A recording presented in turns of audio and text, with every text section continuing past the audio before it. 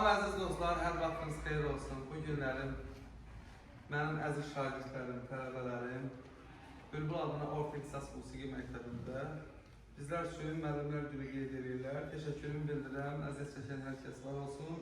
Bu tort şirinliyi üçün də təşəkkürümü bildirəm hər birinizə ayrı-ayrılıqda.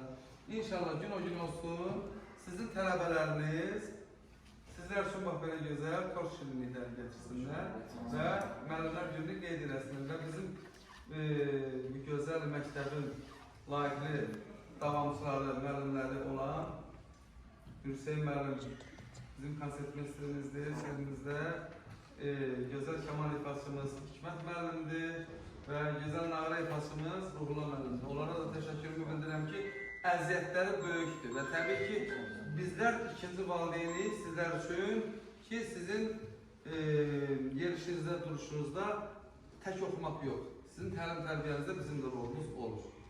Hə, gedək, alışlarla gedək.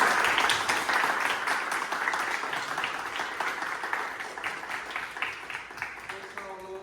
Mən bütün müəllimlərimizi təbrik edirəm. Allah qorusun, Allah təala hər zaman gözəl günlər nəsib eləsin xalqımıza, millətimizə, dövlətimizə. Sağ olun.